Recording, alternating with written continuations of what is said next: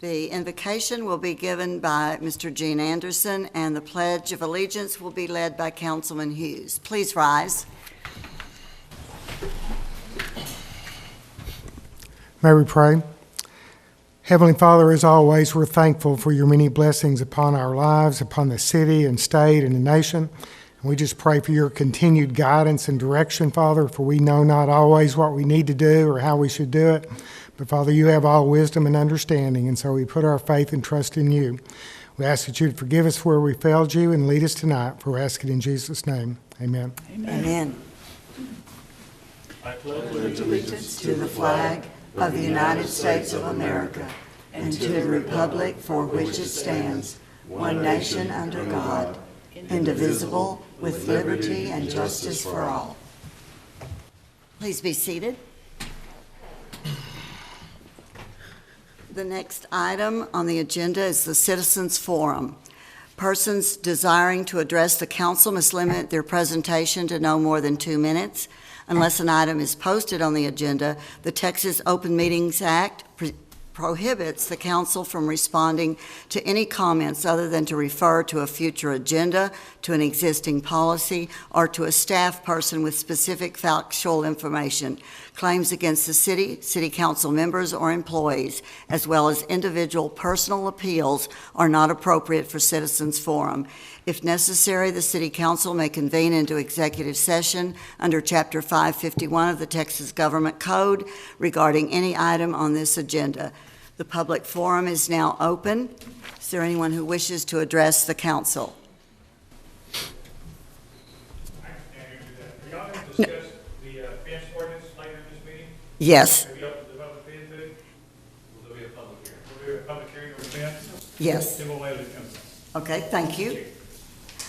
Seeing none, the public forum is now closed.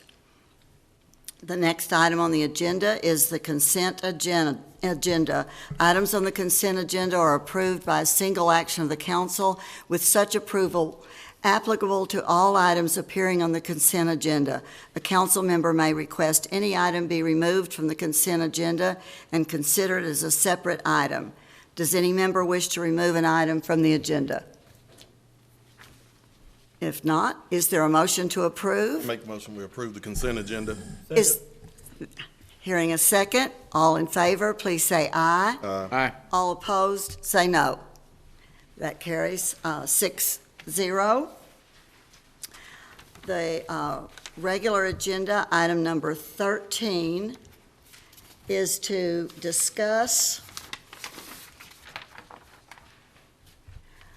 continue the public hearing and act on an ordinance considering the petition of Rebecca Harrelson, executrix of George Jennison Estate, for a change in zoning from a one-family dwelling district number 2, SF2, to an office district O in the Morningside Estates, Block P, Lot 3, LCAD 13441, located in the 800 block of Southeast 38th Street. And Mr. Mack, would you please do the staff presentation? Thank you, members of the council. Motion to get it on? Oh, yes, we do. Thank you, Ms. Knox. Make a motion to untable this agenda item. Second? Yep, second. All right. All those in favor, please say aye. Aye. Those opposed, say no. Motion carries. Now, Mr. Mack, thank you for waiting. Thank you, Madam Chair. Just very briefly, we've placed this back on your agenda so that you will be able to take formal action, reopen the public hearing this evening, take any comments if that may exist from the neighborhood. And then what staff is recommending that you do this evening is to refer this item back to the Planning Commission for further deliberation. The reason for that recommendation is that during your last meeting, you took public input and testimony during the citizen forum. You weren't able to take any action on that, but some of the consensus that was arrived at during your discussion on some of the comments indicated that you would like to take a closer look at the uses in the regulations contained in the office district. Given the fact that making any changes to that zoning regulation would have to go through a formal public hearing process, beginning with the Planning Commission. It's staff's recommendation that you hold off on taking any action on this request and refer it back to the Planning Commission, given the fact that the further review of this request will be potentially under different circumstances if they return a recommendation to you to amend the regulations of that district. And since it pertains directly to the application that's before you, it could result in a different review and a different analysis. Also, the Planning Commission had no public input of any sort during the hearing that they conducted when they provided the recommendation for approval. Since there's been significant interest in this matter to the council, that would give them a different opportunity to review, and in the event that this continues to move forward with the request, would offer them the opportunity to hold a new hearing based on any changes that they may want to consider recommending on a separate agenda item pertaining to the district regulations.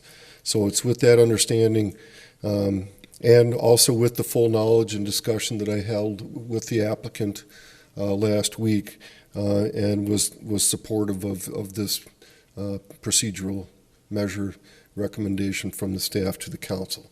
So with that, I'll try to answer any further questions.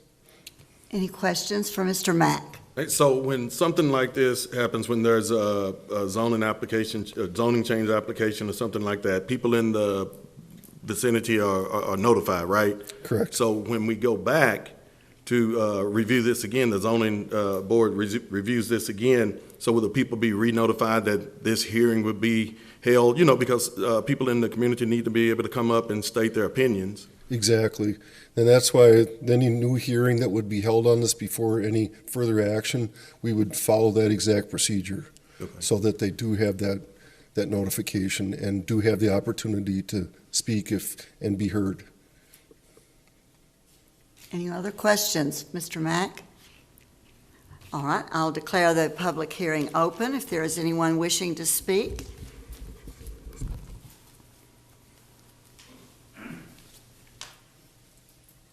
Go ahead. Please state your name and address.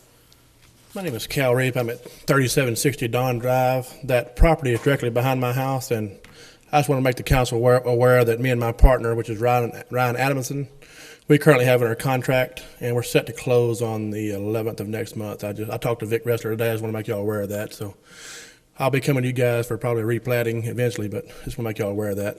So it's all right. Thank y'all very Yes. much. Thank you. Thank you. Mr. Coles? My name's Ken Coles. I live at 3935 Brandon Place in Morningside.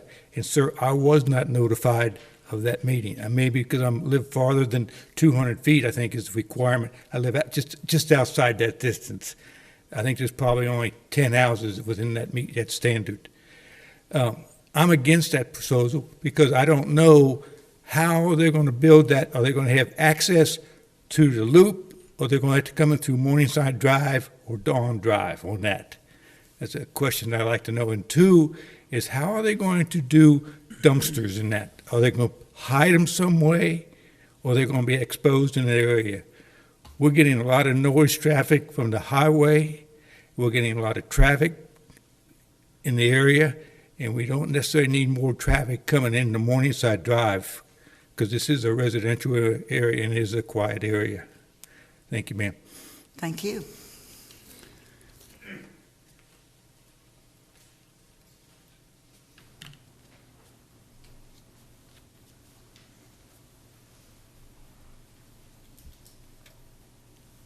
My name is Larry Shank. I reside at 3765 Dawn Drive. I share the gentleman's sentiments that just spoke to you, but I think we're aware that hopefully this will be resolved without you having to make a difficult decision, thanks to the efforts of Mr. Reap and his partner. So anyway, I just want to tell you that I appreciate your patience with this matter. Unfortunately, I won't be here unless for a couple of months if the P&Z takes this up, but I'm sure there are other citizens here who can speak to the issue just as well. So again, thank you very much for your patience. I don't think the zoning as proposed would have been a good change, and that's why we started this process. Thank you. Thank you, you've been helpful. Any further speakers? All right, I declare the public hearing closed with no further comments being made. Council, do I have a motion to refer this item back to the Planning Commission for further review and consideration as the staff has recommended? I'll make the motion that we send it back to P and Z for a further review. Thank you. 2 seconds. All right. We have a motion to refer this back to the Planning Commission for further review. Any further discussion? All right. All those in favor, say aye. Aye. Those opposed, say no. Calls 6-0, and we wish good luck on that closing. Item number 14, discuss, conduct a public hearing, and act on an ordinance regarding the petition of Mary Lawrence for a change in zoning from a commercial district C to a one-family dwelling district number 3, SF3, in the city of Paris, block 100-A, lot 5, LCAD 15514, located at 1049 Northwest 7th Street. Mr. Mack? Thank you, Madam Chair and members of council. This request is for rezoning from commercial district to one-family dwelling district, SF3, to permit construction of a new single-family home under the home program. It was reviewed by the Planning Commission, and they did make a recommendation that this item be approved. Okay. I will open the public hearing. Anyone willing to speak for or against may come forward. Seeing none, I'll close the public hearing. Is there any questions of Mr. Mack? I don't have any. Okay. Do I hear a motion for this zoning change? Make a motion to change Mary Lawrence zoning from commercial district to a one-family dwelling district number 3 in the city of Paris, block 100A, lot 5, LCAD number 15514. Okay. Second. We have a motion and a second. All those in favor of the zoning change, please say aye. Aye. All those opposed, say no. Motion passes 6-0. Item number 15, discuss and provide direction on the city's fence regulation ordinance, ordinance number 2008-008. And Mr. Mack, it's you again. Looks like it's my item in a row here. Thank you again, Madam Chair, members of council. At your last meeting, you had substantial dialogue and citizen input. And at that time, you had asked staff to bring this item back and place it on your agenda for discussion. I have prepared a kind of a 3-page memo, a primer, if you will, about fence regulations, and taking out what I felt was the 3 principal areas of concern. It should be pointed out that back in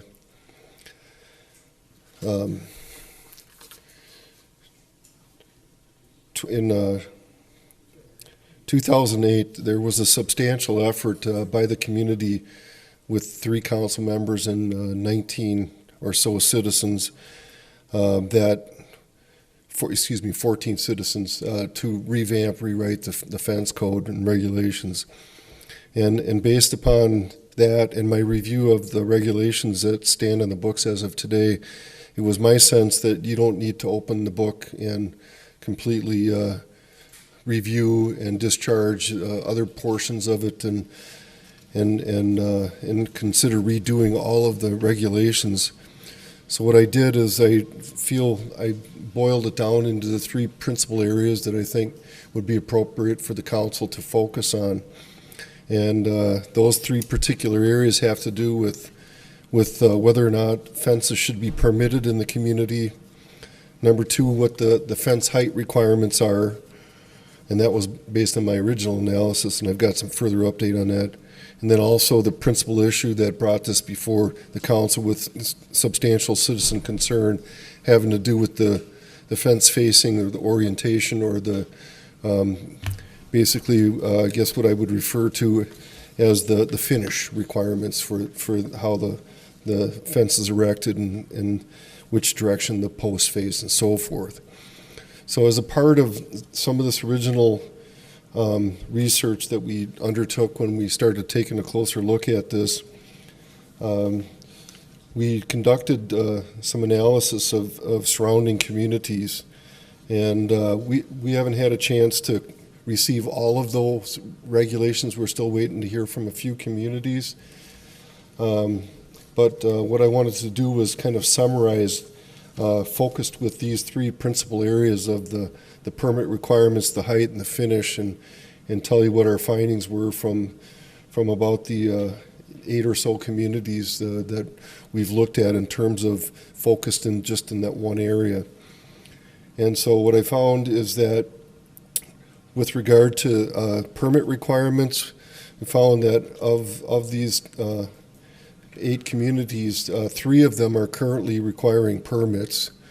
4 of them are not requiring permits, and there's 1 that does not require permits unless the fences go up over 6 feet in height. Part of the research that I did with our building official was under the residential building code, ICC residential code. Once a fence reaches a height greater than 7 feet, there is actual structural analysis for wind loading that has to be provided by the fence contractor. Whether that's been provided or not in the past, I'm not sure, but that is a current requirement under the ICC residential code. And so this one community that's triggering a permit for over 6 feet in height, I believe has taken that into account. And I believe it's something we may want to consider. My suggestion is that we take a closer look at the permit requirement, and it may be something that we would like to set aside and make that level of permit application requirements less stringent within the community and sort of reduce the level of regulation, if you will. That's been my experience in a number of communities. One of the reasons why that's a good thing to do is oftentimes residents and neighbors will get into a confrontation about where their property line is, where the fence is being built, and that sort of thing. Typically, it's a responsibility for the neighbors to know where their line is, in particular the fence, the party that's building the fence and having it erected is to understand and know where the property line is. It's not a responsibility of the city. The minute we go issuing permits for these, we put ourselves in the position of basically condoning the permit, even though it's still clear that that's their responsibility. First of all, it doesn't really state that clearly in our code. I found one community that did clearly state that in their code as a responsibility of the applicant. So this has been discussed with staff, and there seems to be a consensus. I gave you a little bit of an analysis on what kind of permit revenues come in over this since 2014. It's not terribly substantial, although we do permit based on the valuation of fences. And as the cost of fence construction has gone up, so goes the increase in the cost of the permit. And so we think that's something that we can suggest that we step back from and make that no longer a permit requirement, except for when that fence rises up over a height of greater than 7 feet. Then we are justified by code to do so. The next topic had to do with the height. My initial inclination was that 8-foot-high fences in residential areas is taller than my experience. Coming down in here to Texas, I realize everything's bigger in Texas, particularly compared to Minnesota. So I was surprised to find that of the 8 communities I looked at, all 8 allowed up to 8-foot-high fences. And the ones without permit requirements then put themselves into a precarious position with the code limiting, requiring that structural analysis. So what I did find, though, is that one of the communities had a restriction to no taller than 6 feet if it was along a roadway on like a corner lot. So seems like that's maybe something we may want to take into account, but otherwise, I'm essentially backing off what was in my memo about a concern on fences being too tall in residential districts, just based on the surrounding community's practice, and I don't think the community here in Paris wants to get out in front and more restrictive than what's going on around us. So lastly, when it came to the finishes, it's been my experience that most communities do regulate and require the decorative side of the fence to face outwards. What I was surprised to find out, though, when I did the research of these surrounding codes, is that we only had one community that had that requirement, and then we had four that had no requirements falling in that area, and then we had a couple that said yes, but it only had pertained to if it was decorative and in the front yard near the street. We had one that required if the post sides were to face out, then it required that both sides have the same finish. So there's only one community that did that. And then the second community that had that similar requirement was only if the fence was going to go in a commercial district and it was going to face a residential neighborhood. So whereas some of the initial inclination from staff looking at this was that probably the way it's written is the appropriate regulation. It's how we administered the stop work order on the case at hand. But after taking a closer look at the surrounding communities, I think that if the council is of the opinion that you would like to look at deregulating that and allowing the finish side to face inward, based on what's going on around Paris, you wouldn't be inconsistent. And it's certainly something that if the council wishes, you certainly could consider directing staff to move in that direction to further eliminate that restriction that would certainly address some of the current concerns that you have before you now on two of the enforcement actions that have recently occurred since just before the last meeting. So what the staff's recommendation is to the council is that you certainly have a dialogue. It looks like you've got some folks that would like to speak to it this evening, that you provide staff with a sense or with some direction of what, if any, changes you would like to have considered. Then we will prepare that into an ordinance format and bring that back to you before a future meeting, whether it be the next meeting or 2 meetings down the road. We would prepare it as expeditiously as possible and move it forward at that point. So I think I'll stop there and see if you have any questions. Oh, could you name the communities that you investigated their ordinance? Yeah, I don't have the list right in front of me. I printed off all the requirements, and some of the cities are on here, some are not. We looked at, I know we're still waiting on Sulphur Springs to provide us information. We looked at Longview, Greenville, Texarkana was sought out, City of Melissa. So these are some of the ones that I have, and the other ones I haven't had a chance to put the names with the regulations. And That's okay. If we do take this forward, I will translate this into an actual matrix of communities and list off all their standards, and so it's more clear. So this is just what I could get done basically over the weekend since we completed the study just when I finished the staff memo. Well, I like the idea of doing away with the permitting, except perhaps in the historic district, and if there's a pool, that sort of thing, it has to be a little bit more strict. But it sounds like we're stricter than our neighboring communities, and I would like to see some of the restrictions lifted. There's a photograph that was provided by a fence builder here in town, and it's climb-proof. You can't get a toe hold on that. If you can see the photograph closely, it's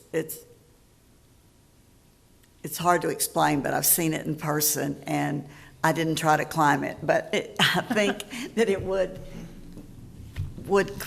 curtail anybody trying to get over your fence. And I think my gate's open. If you need in my backyard, don't hurt yourself climbing my fence. This is a safety measure, though, when there's something involved with if there was a swimming pool inside this fence and neighbor's kid or climbed over, got in the pool, something, okay. There's also some conflict on swimming pools in terms of state requirements versus the international codes. We would want to err on the side of safety and continue requiring fences around. Certainly in-ground pools, if it's an above-ground pool that's 4 feet in height, tall or taller, then a fence actually isn't required around that, provided that the climbing apparatus into the pool can be removed or secured in some way so it can't be climbed on to address safety concerns. Well, I would support the homeowner that is paying for the fence would get to pick which side of the fence they would want to show from their property, except, of course, the front facing the street, I think should be the finished side. But if a neighbor wanted to share and ask to use your post, they could put slats on their side and also have a pretty side. My mother and her neighbor did that. But you may have a neighbor who doesn't want to contribute that amount of money. So I think you, in writing the big check, and it's a big check right now with the price of lumber, I think you should be able to pick which side of the fence you see on your fence. What's the regulations say? Let's say if you had the back of a home that maybe the lot fell off down to or fell off way lower and the home was higher. Could they not build a fence over 8 foot if they wanted to? If we came to if I built a home somewhere and I needed a taller fence in the back for privacy, that wasn't affecting anybody. I mean, is that an option? Obviously, it would be a whole lot more construction and that kind of stuff. Or is it regulated now that we can't build above 8 foot? It would be a maximum of 8 feet for the residential district. We have provisions, if it's a tennis court or if it's an industrial area, that it could go taller. But in terms of that, it would be a variance. Or they would have to consider a fence augmented with other forms of landscaping, fast-growing trees, things would produce more So of you a could screening above. build one taller if you needed to. That was Through a an variance. issue a couple years ago. Okay. And in the variance, you may use severe topography like that to justify the reason to go taller. I mean, we wouldn't. The applicant would have to make the case for it. Right. I think you deregulate it. I mean, there's I don't know how many fences in Paris, Texas, that the pretty side or ugly side, whatever, is half and half almost. What I've seen, more of them probably with the pole sticking out. I agree with Ms. Portugal. I think if it's a fence in the front of the house is a decorative thing that probably pointed towards the road, but between you and your neighbor and behind your house, and I mean, it just doesn't make any sense to me. And if we need a safety measure, by all means. Oh, I agree as well, especially with the, it kind of puts the city in so-so liability. If we have to regulate and give permits on all of the fence, and then you got the property line issues, you have all these issues. So I don't think the city should put themselves in the middle of all that. So I would support, deregulating any fence under 7 feet tall. Has there been any complaints with the other neighbors or concerns about the fence? Well, the initial concern and complaint that came in had to do with the height of the fence on the one particular property. And when we went out to check that, we determined that the height requirement was met it didn't exceed the maximum height. So whether or not we received all additional comments on the decorative versus the non-decorative side was not the issue. It was the fact that we were out there addressing the concern, And knowing that the regulations required a certain orientation, that's why we exercised the enforcement action that we did. So it just didn't meet the code. I don't know that we've gotten a boat full of complaints over the years about which side faces which direction. And I think that based on my research, which I'm surprised, but if the council's direction is to change that requirement, except perhaps with the street facing, then I think that's probably an appropriate action for you to take. Okay, it's saying that the staff does not support making the change, but then it stated that to double side both the decorative and the other side facing, so he would have to go back and redo the other side as well? In the research, we found one community that made that requirement, and based upon the fact that it was the only other one that had that firm requirement like ours, that the decorative side face out, it was my initial suggestion that we go in that direction, but based upon my analysis of other communities, I think it's over the top, and it's a greater regulation. It would certainly add a substantial higher amount of cost to this type of fence installation. So that part of my report, I'm actually backing up on that and suggesting that we not make that a requirement at this point.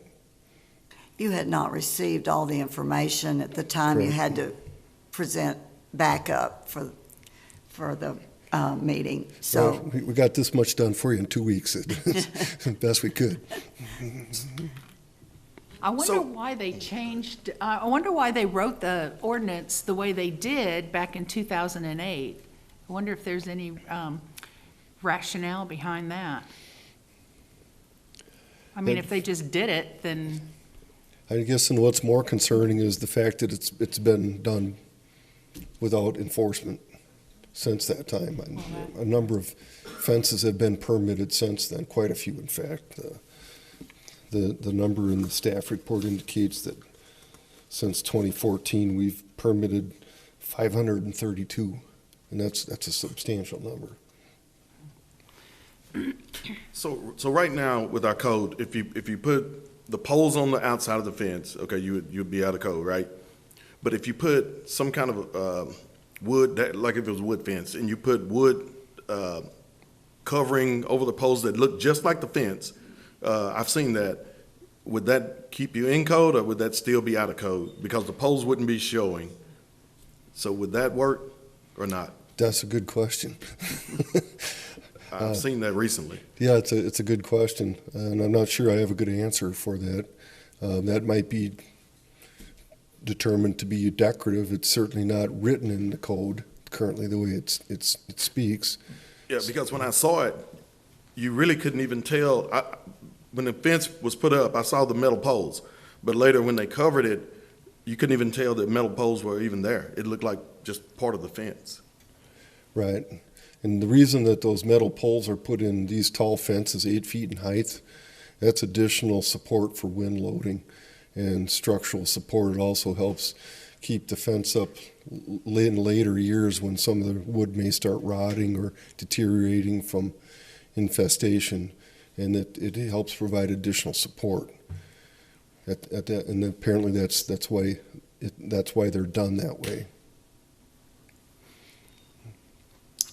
I think we have some guests who would like to ask a question on this.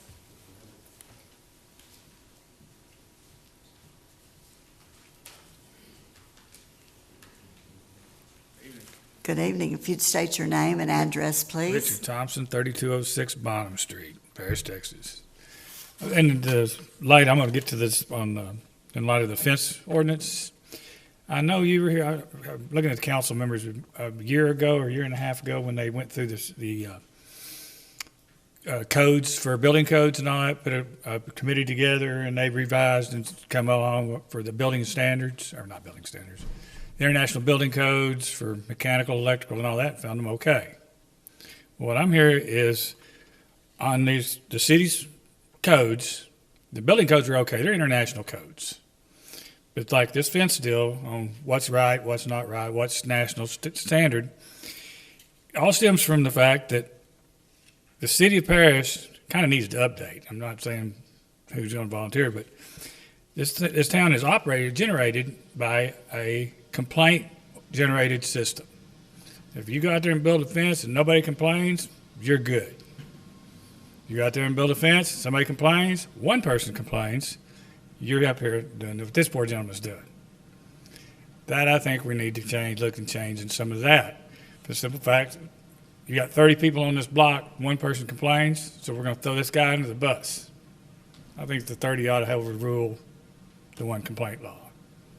And this goes along also, believe it or not, with even your city police. You can go if they're getting called, if they don't like the code inspector's answer, they call the police.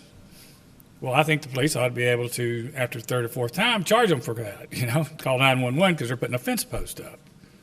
That's the one complaint rule.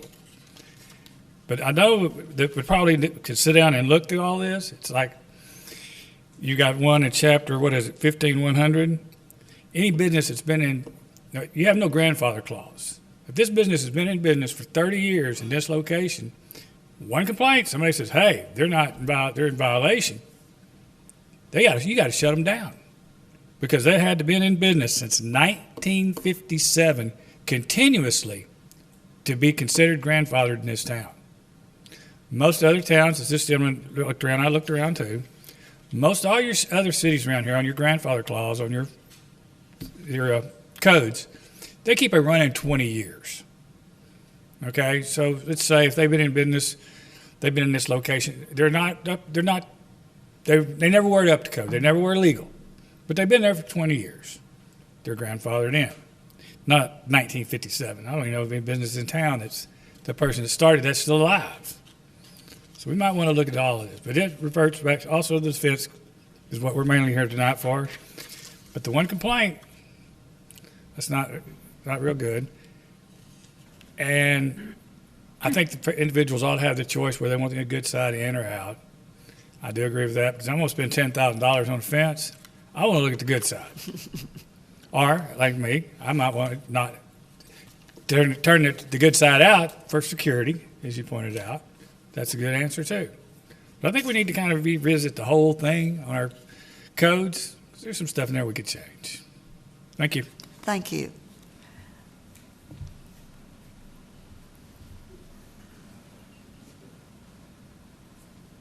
Good evening. James O'Brien, 3150 Bottom Street. Mr. Pilgrim, I want to commend you on your comment as far as grade. You're very correct. And I think that we need to get creative as we review this ordinance and accounting for the unique landscape architecture we have in Paris. We have a lot of drainage. Y'all heard about the drainage issues that we have because of a lot of the grade that we have here. And I think we need to account for that as we look at this. I think that's really important. I think as Mr. Thompson mentioned, we need to look into how are we going to handle this, the current fences as legal non-conforming use. Are we certainly going to go back and cite everybody? Much recently we had an issue with a sky sign. We know that there's existing sky signs. Have we gone back and are we allowing legal non-conforming use for those? Or are we going back and citing everybody and making them take those down? So I think we need to take that into account as we address this. What are we going to do with those that already exist? My personal opinion as far as it comes to security is that's not the council's issue. That's the landowner's issue to account for their own home security and how they address that. I think the council should support or needs to focus on the minimum. The job of ordinance is to set the minimum standard, and if the homeowner, and especially in this case, wants to increase the value of their home as a fence does, if you look at resale values, a home with a fence goes for more money, okay? And I think a homeowner is adding value to their home by putting a nice fence up, and the nicer that they want to make it, that adds value, and that's their decision, again, above the minimum standards. And the pool, I think, is a separate issue. It's a great point. I think it's a safety issue, but there's usually a fence requirement, a fence within a fence for children, as was mentioned earlier. And then I want to challenge the city council to think one more thing beyond this, because I've encountered this at the state level recently when it comes to privacy. Most of these fences that are being constructed, we're paying tens of thousands of dollars for to add privacy. That's something we value very dearly here in Texas, is our privacy. We don't want people intruding on our privacy, the government or our neighbors. And security cameras have become an issue. And if my neighbor puts a security camera above my 6 foot or 7 foot or 8 foot fence, I should then have the right to be able to block them out. Don't you think so? So do I have to now have an ordinance or go to the Board of Adjustments to try to get that section of my fence to go above whatever height I need, including the grades that are there to maintain my privacy? If I'm paying tens of thousands of dollars for my privacy and it's easily invaded by somebody putting a camera up for which the police can do nothing, or I spend tens of thousands of dollars going to the court system to get an injunction on that person to try to get it taken down, wouldn't it be easier if we got creative here at this point to try to allow the landowner and homeowner to retain and regain their privacy? Thank you. Thank you. Anyone else? Hi, my name is Cheney Bryan, and I reside at 2565 Clark Lane. I wholeheartedly agree that we should always put the pretty side out facing the street. We've done that way for 21 plus years and will continue to as well. My concern is if we do start telling people, hey, you've got to pay for this fence and give it to the neighbor, selfishly, I'm going to lose money, and that's how I support my family. And I've talked to numerous people throughout the community, and every one of them has said, I will not do that. I will let my fence fall. I don't care. I'm not going to do it. So, that's concerning. That's something we need to look into. As far as pools go, I have what you call a non-climb rail, and you guys are more than welcome to look at it. But this is what we do in the city of Dallas when we do fences, and it just protects children from being able to climb it like a ladder. There's nowhere to get a grip, So with that being said, I hope you guys will take that into consideration, and hopefully we can move forward. Any questions from you? Any questions for Mr. Bryan? Let me think. I have one. Lost it. You want to walk that by us Absolutely. closer? Absolutely. You're welcome to. And all it is, we just cut a 45-degree angle on a 2x4, and that just eliminates the ability to climb that fence. Like I say, that's what we do in Dallas, and I'd be more than willing to do that here as well. Yes, I did. Absolutely. Thank you.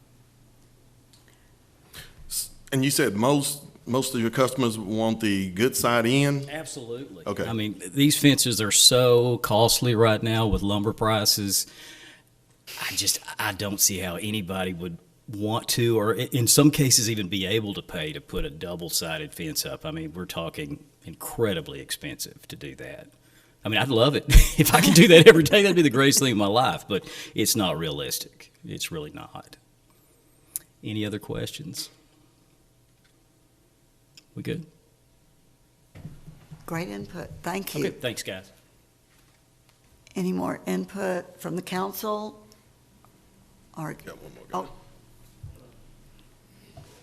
Hello, I'm the property owner that got this stop work order, and I think this is an example of it turning into a positive experience, right? We can all learn and maybe go in and reevaluate some of these ordinances that, technically people are just doing their jobs and they go around and passing out red paper, but let's think about, is there a better approach to that, and how can we better assist people to want to invest in Paris versus Reno or even Melissa, Texas?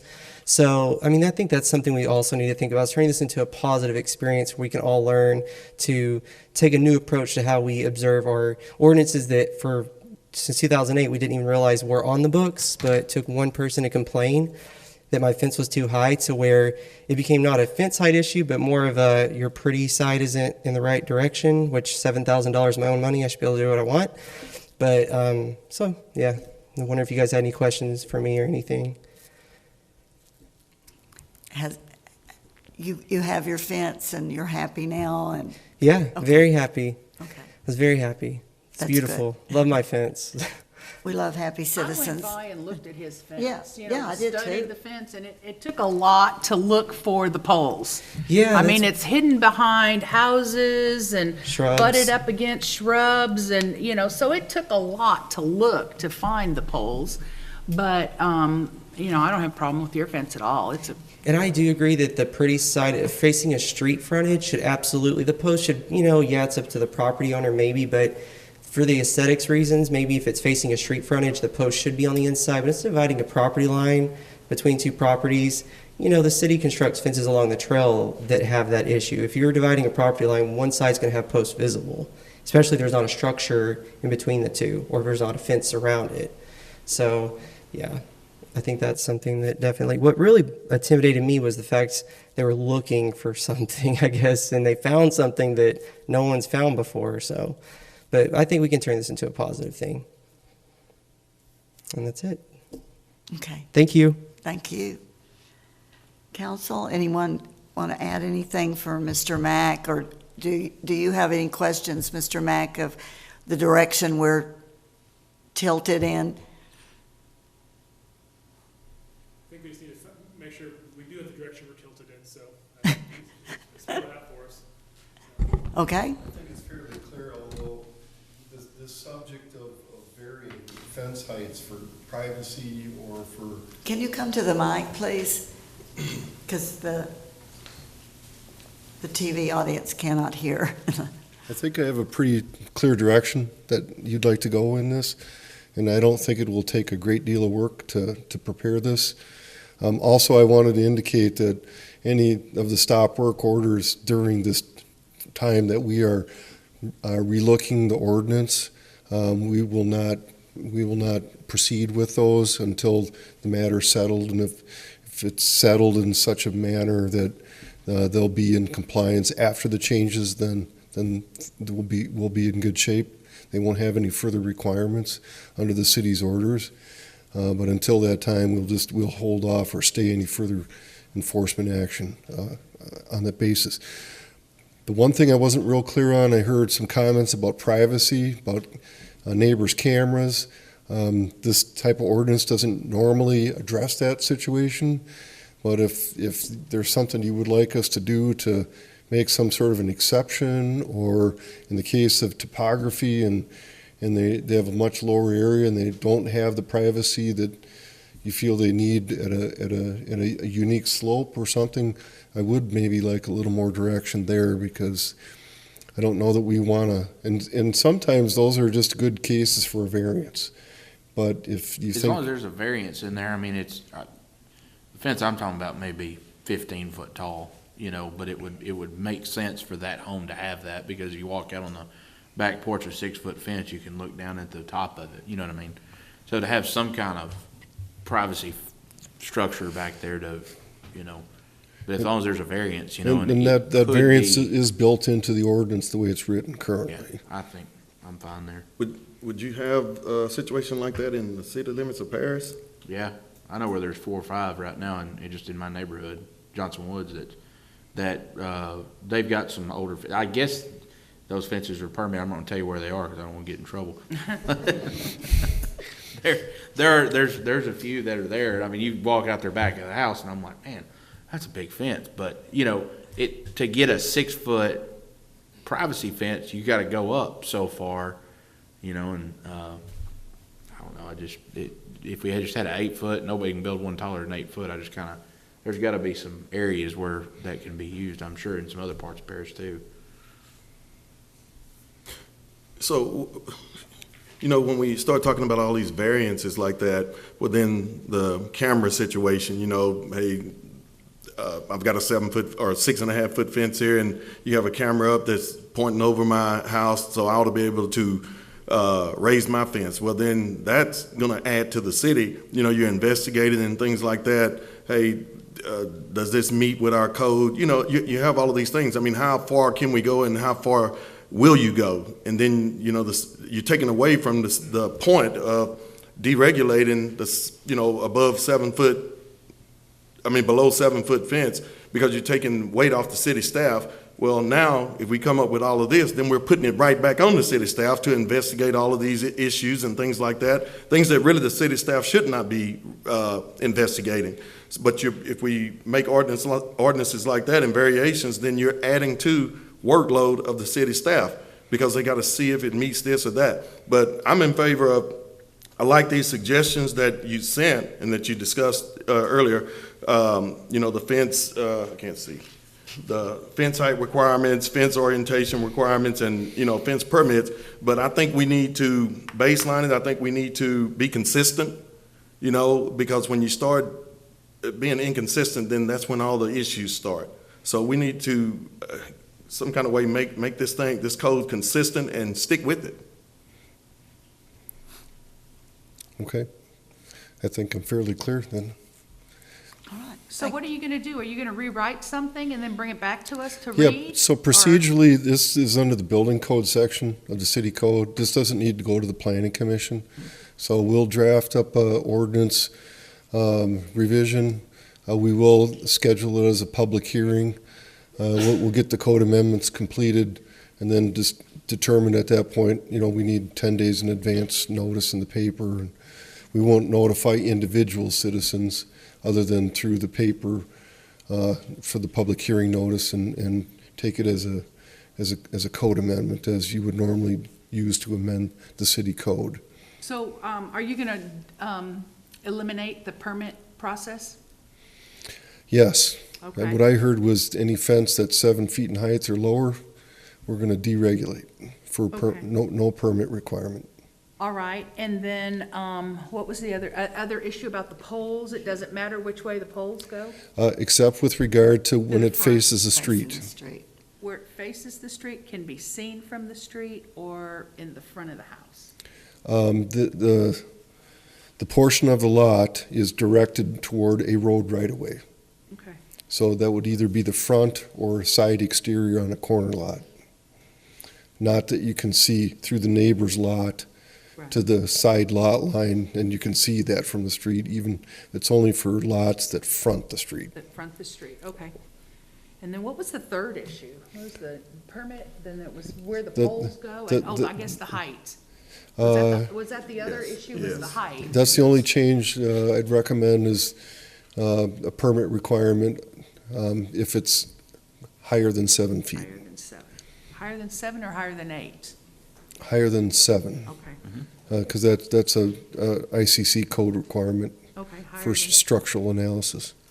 And that would be a full opaque fence. That wouldn't apply to chain link or that type of fence where the air can pass through it. Okay. I think that sounds fine. Sounds good to me. Sounds real good to me. Mhm. All right. Sounds Thank you, like we're Mr. clear. Mack. We'll have that ready Very and much. as soon as we can. Yes, go ahead. Briefly, since there was a question about how we plan on proceeding forward, I'd like to offer my support along with other members of the city to work directly with the city to provide some suggestions. Specifically, Ms. Knox, you asked about height requirements and regarding cameras. I think I have some suggestions which may benefit you or could help bring some options to the city council for adoption or rejection. Regarding those issues. I've been dealing with this for a couple of years. Again, I mentioned earlier, briefly, I've spoken with state legislators regarding this, and I've gotten some feedback, and I think maybe I could provide some options. Thank you. Thank you. Item number 16, discuss and act on an ordinance authorizing the issuance of a solid waste collection permit to Frank Friesen, doing business as Turnkey Dumpster Rental, pursuant to Section 16-24 of the Code of Ordinances, and the passage of this ordinance requires 5 affirmative votes. Ms. Ellis. Okay, our code requires that a person or an entity that wants to collect and transport solid waste within the city must obtain a permit. Frank Friesen, owner of Turnkey Dumpster Rental, has filed an application. He has submitted the required insurance. We are We are recommending approval of the ordinance authorizing Mr. Friesen a permit. He's been in the county for 30 years. This is his first business to operate in the city. He has 1 trailer and 2 dump trailers. And he's here tonight if you all have any questions. Any questions? Okay. I'll entertain a motion to act on this ordinance. I make a motion that we authorize the issuance of a solid waste collection permit to Mr. Frank Friesen, DBA Turnkey Dumpster Rental. Second. Okay. All right. Any further discussion? All those in favor say aye. Aye. Those opposed say no. Carries 6-1. Thank you, Council. Ms. Ellis. Item number 17, convene into executive session pursuant to Section 551-087 of the Texas Government Code.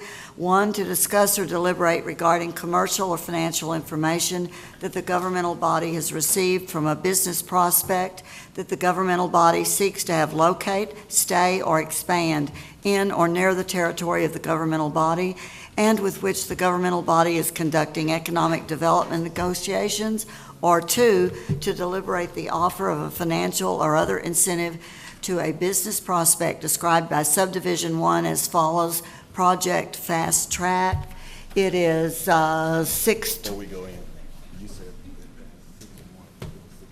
Oh, correction, 6-0 is how that passed. Thank you. It's 6:27, moving into executive session. The council is reconvening into open session at 6:55, and there's no action required. Item number 19, consider and approve future events for city council and/or city staff pursuant to resolution number 2004-081. Anyone have a future item? Ms. Stone? I don't have a future item, but I would like to congratulate Grayson. He'll be a year tomorrow. And I know we're not always the easiest people to work with, but we try our best. And I just want to give you a round of applause for the great job you're doing. Thank you, Ms. Stone. Yes, we're glad you're here. I would like to put on an item just to discuss employee evaluations and maybe have volunteers of a committee of 3 who would look at the month of the year that would be best to do those evaluations and choose evaluation instruments. I'm sure you mean for the city manager, city attorney, city judge? Yes, sir. Yes, sir.